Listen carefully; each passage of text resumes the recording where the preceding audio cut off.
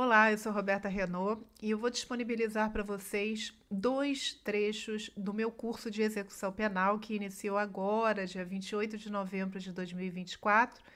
Espero que vocês gostem. E se quiserem mais informações sobre o curso, é só entrar em contato comigo através do WhatsApp que está na tela. Bons estudos para vocês e até o próximo vídeo. Tchau! E aí eu quero trazer um caso que é do Rio de Janeiro para bater palmas. O posicionamento da Defensoria Pública, e eu espero sinceramente que vocês se inspirem nesse posicionamento, que pode inclusive ser fundamento para os recursos de vocês, para as peças processuais de vocês. Vamos estudar isso aqui. Por que Plácido de Sá Carvalho? Esse Plácido de Sá Carvalho é uma unidade prisional que tinha todos os direitos violados diariamente. Mais de 70 presos, antes da Defensoria Pública entrar com a gente já vai ver o que ela fez, os presos morriam diariamente. Sabe, as condições mais degradantes possíveis eram encontradas nessa unidade. E em março de 2016, estudem esse caso depois mais detalhadamente, tá? É a minha sugestão. A Defensoria Pública do Rio de Janeiro, ela fez uma denúncia à Comissão Interamericana de Direitos Humanos. Veja bem, eu falei dos tratados internacionais. O Brasil, todos os tratados que nós falamos no início da aula, o Brasil ele é signatário, ele faz parte, ele assinou esses tratados. Então, ele tem esse compromisso de obedecer. Quando um país que faz parte desses tratados, ele descumpre algo voltado ao conteúdo desses tratados, pode ser feita uma denúncia nessa Comissão Interamericana de Direitos Humanos, tá? E a Defensoria Pública fez essa denúncia. Disse as péssimas condições sofridas pelos presos que se encontravam nesse instituto penal, e trouxe detalhadamente um dossiê sobre isso. E aí chamou tanto a atenção dessa comissão que em 2017, membros dessa comissão foram ao Instituto Plácido de Sá de Carvalho para verificar, para fazer uma vistoria, e se chocaram, porque a situação realmente era degradante.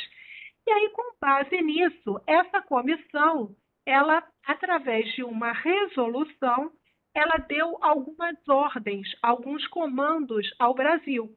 Ela disse que a partir daquele momento, 22 de novembro de 2018, nenhum preso poderia ingressar mais naquela unidade. Ela também exigiu que o Brasil adotasse imediatamente todas as medidas para garantir a vida, a integridade das pessoas que estavam ali cumprindo penas privativas de liberdade. E não só aos presos, como aos agentes penitenciários, aos funcionários e aos visitantes. E olha só, a contar dessa resolução que vocês estão vendo aí na tela, o Brasil tinha 6 meses para computar em dobro cada dia de privação de liberdade. Isso foi, na época, muito debatido, eu coloquei até no meu Instagram, a gente já vai falar sobre isso. Então, a cada dia de pena cumprida, como a situação daqueles condenados era tão degradante, a comissão disse que seria computado em dobro. Então, se alguém cumpriu 10 dias de pena, na verdade teria cumprido 20 dias. Isso virou uma questão muito polêmica, né? Algo bastante. Eu aplaudo, né, a Defensoria Pública, a iniciativa. Essa denúncia que a Defensoria Pública fez, nós podemos fazer. Eu só vim a estudar isso mais profundamente, de como fazer, no meu mestrado. Então, a gente pode fazer uma denúncia nessa comissão. Isso a gente pode. E com relação ao cliente isolado. No caso da Defensoria Pública, foram todos os presos que estavam nessa situação, ok? E aí, o que aconteceu? Houve essa resolução. A resolução está aqui, tá, gente? Com carinho, eu trouxe a página, mas vocês podem procurá-la na internet e estudem, tá? Claro que eu não vou conseguir detalhar tudo. Estudem, porque isso aí vale ouro. Isso tem vários fundamentos que a gente pode usar para os nossos recursos. E isso aqui que vocês estão vendo é uma publicação que eu fiz no meu Instagram.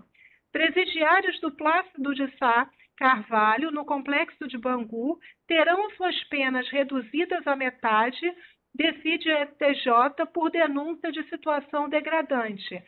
A comissão e agora a gente está falando do STJ com relação a esse mesmo complexo, né? O que aconteceu aqui? Olha só,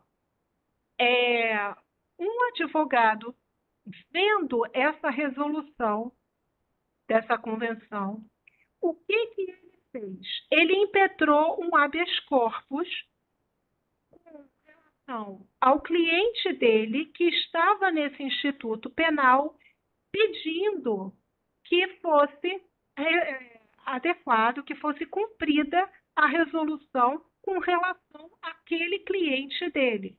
E aí eu trouxe a tela do recurso em habeas corpus. Tem até um nome aqui, ó, recorrente, Osmar Oliveira de Souza, o advogado Dr. Altelande dos Santos Valentim. Com base nessa informação, um advogado que procurou entender o que aconteceu lá atrás, a denúncia da Defensoria Pública, a resolução da comissão. Com base nessa resolução, ele pediu que isso fosse adaptado para o cliente dele e que o cliente tivesse a pena contada da forma como a resolução determinou. Por que é recurso? A gente está falando recurso em habeas corpus. Porque o habeas corpus, por incrível que pareça, a ordem não foi concedida no primeiro plano. Então, esse advogado ele teve que recorrer. Bom, mas vamos seguir. Aí, esse advogado ele conseguiu o habeas corpus para o cliente dele. E o STJ, deixa eu ver se eu consigo voltar aqui, ele disse aqui, ó, que a Corte Interamericana de Direitos Humanos, ele fala sobre a resolução de 22 de novembro de 2018, e ele diz que nós temos que seguir, que obedecer essa resolução. A partir do momento em que o Brasil firmou tratados internacionais, é obrigação do Estado brasileiro cumprir. Então, o STJ fez isso. Graças à coragem, ao conhecimento, primeiro, a iniciativa da Defensoria, de ir até a Corte Interamericana, e depois de um advogado impetrar um habeas corpus.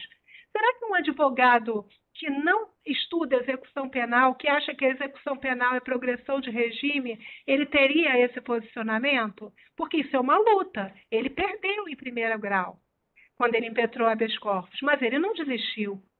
Ele foi, ele seguiu. E assim é que nós devemos ser, pessoal. Assim precisamos agir, com essa coragem, essa luta. E a gente só consegue agir conhecendo os institutos, como a gente vai tratar aqui.